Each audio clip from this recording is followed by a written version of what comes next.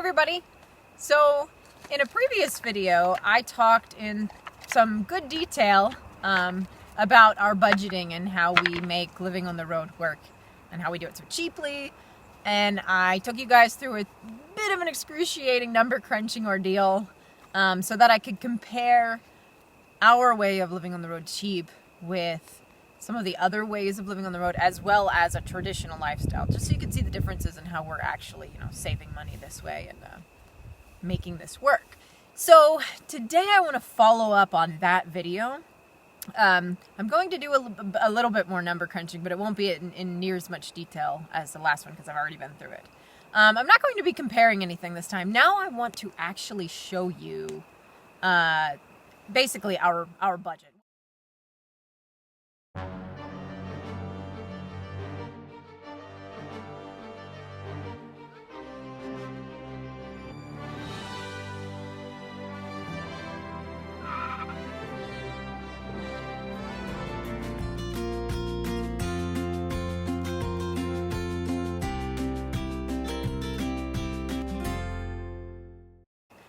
So I basically jotted down some numbers.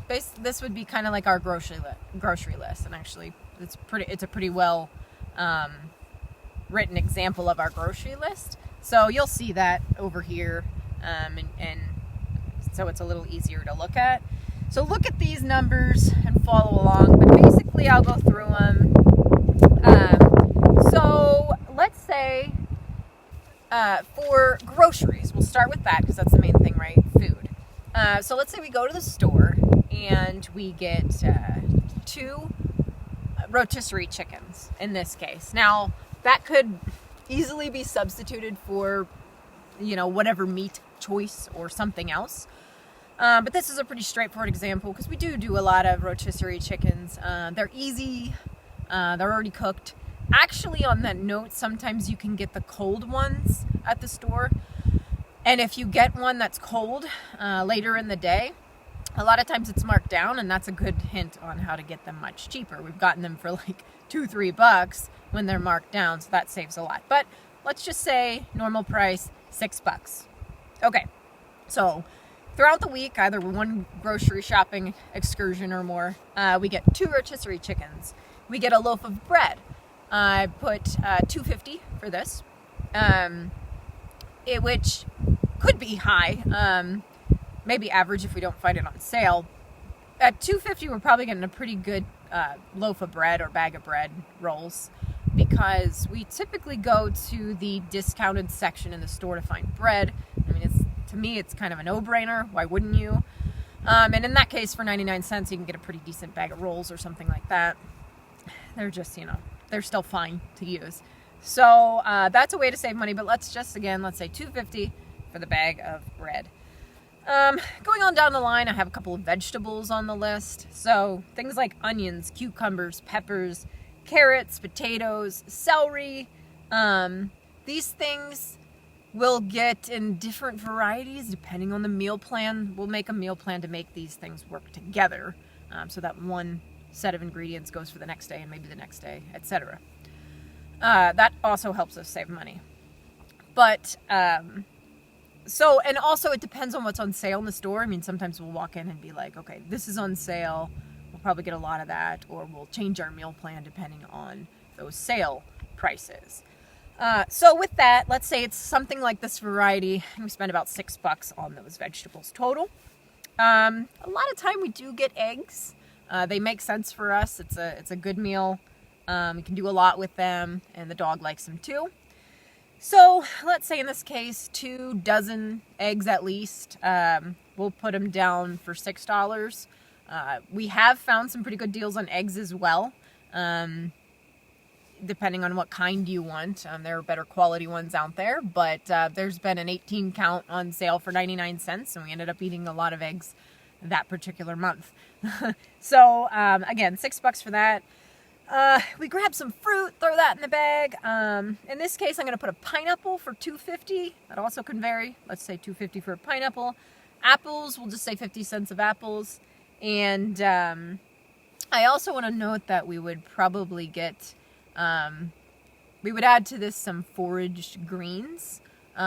with our vegetable, foraged greens with our vegetables and foraged berries for fruit. I'll talk about that a little more.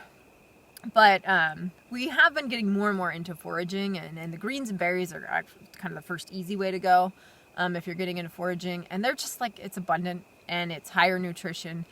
So we're trying to add that more to our meals, and it really helps us save as well. So those would be obviously no cost, but just keep that in mind. What else is on here? Some granola, some bulk granola for about $3. Some oats for about $3. And a soup mix you'll see on there for $10. So we would grab that. This would be one of the weeks where we're getting, it's one of the higher numbers on there, about $10 or so for the soup mix, and the other bulk dried foods cost various amounts. We don't get them every shopping excursion, so this depends on the week. But I threw it in there anyway, just to kind of showcase that's something we might buy periodically. That'll last us. It could be several months that soup mix will last us. You only need a little bit, and I go on the light side. So yeah, that'll last us a while, and all the bulk things will last a while. So just keep that in mind for the budgeting side of it. And then I threw in a few snacks, to be fair. I still like to snack here and there. And so I said, okay, let's say we get an ice cream this week for about $2. We get the off-brand kind. We get chocolate bars, a couple of those, and it comes out to $3. And then again, keep in mind those foraged berries would be a good snack, and they wouldn't cost us anything. So with that list, with that shopping list, that comes out to about $50 for the week. And that's not really getting a ton of stuff on sale. So if we were able to get some stuff on sale, then we might be able to get that even lower. Okay, so that was my first little thing I jotted down, was our store list, so you can see what that comes out to be. Just to kind of give you an idea, with that list, let's say we go to the store and we get these things. Let's look at what we could do in a week with that. Okay, so real quick. Monday comes around. We have eggs for breakfast. We have some of the rotisserie chicken, and we have it in a sandwich. So we use a little bread and some of the vegetables. And we eat some sandwiches. We might chop up the pineapple and start eating it if it's ripe. Tuesday comes around. We're going to have some leftover chicken. Those rotisserie chickens are big. So we use that in, we could have another sandwich, or if we wanted something different, we could forage some greens if available, and we could make a chicken salad. And you could get greens, we could get berries forage. We probably already have nuts from a previous bulk purchase, so those could throw on. And we have some other vegetables, so we can make a good salad. And we can also get salad dressing sometimes at the condiment section in some of the stores, so sometimes we'll take those along too. So salad, we could have some granola for breakfast or for snack throughout the day. And we still have that pineapple left over. We didn't eat the whole thing yesterday. So we still have that as a snack. Wednesday, we have some eggs. We still have bread left over, so we could have an egg sandwich. I would actually have an Alaskan apple and egg which is one of our favorite recipes. It's on the website. I put a few recipes up from some of our favorite things. We'd probably have some oats maybe in the morning if we needed a little something to make it last. And let's say we eat some chocolate bars as a snack, and that gets us through the day. Thursday, we make soup on Thursday. So we end up having, using some of those vegetables now and a little bit of the soup mix for our main meal. Again, in the morning, we could always go get some foraged berries, throw that with some granola, and that would get us through for the day. I will note that I don't always have a breakfast every day, and I also don't always have the typical meals we don't eat, breakfast, lunch, dinner every day. Actually, lunch and dinner is usually combined as one big meal late in the day, and that seems to work better for us anyway, and it gets us along in our budget as well. So, okay, we're on Friday. Friday comes along, and let's say we get some sort of meat. We had a rotisserie chicken in this case that we would purchase again. So we got a rotisserie chicken. We would combine that then with some potatoes and veggies, whatever ones we had available. And that gives us a nice little hearty meal. And then Saturday, we might indulge in some eggs again. We can do a variety of things, plain eggs, sandwiches if you'd like.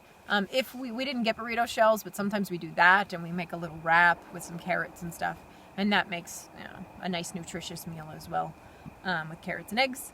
And again, we have oats and nuts and things for breakfast that we could have. And then Sunday, the last day of the week in this case, last day of the weekend, let's just say we'd finish off the leftovers, because there's always a finish off the leftover day in our week, maybe multiples. And then that kind of cleans the rest of that out. Also take note that in this scenario, the puppy dogs are eating a lot of our leftovers as well. Especially Kluwani helps us out with that. So when we have chicken scraps, the particular pieces of the chicken that we don't eat, doesn't go to waste, he eats it. We might have an egg or two, maybe more, left over, he eats it. He likes, oats and granolas and berries and stuff like that, and we throw some greens in his food. So he gets a good mix of all this stuff too, which helps it go even that much further.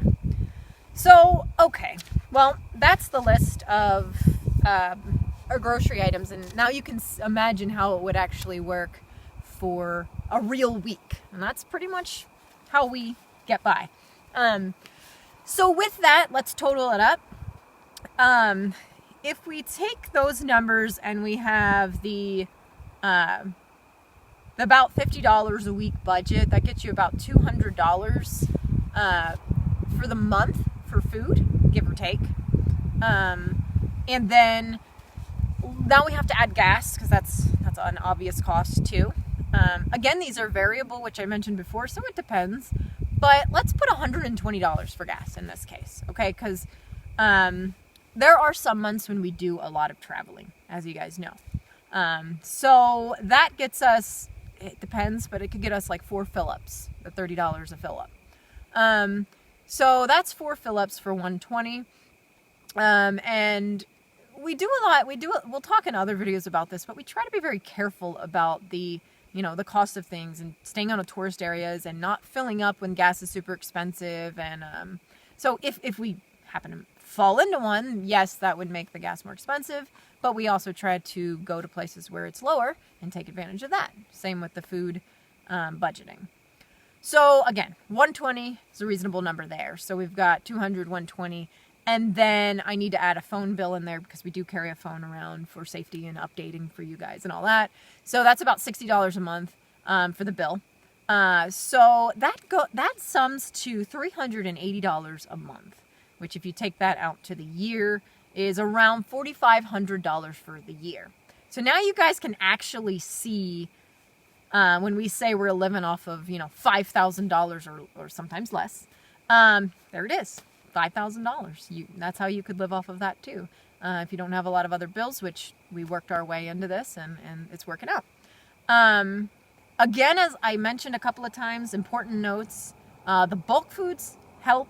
And when we make a purchase for some months, it'll carry over to other months. So that'll kind of help even out the cost going forward for some weeks.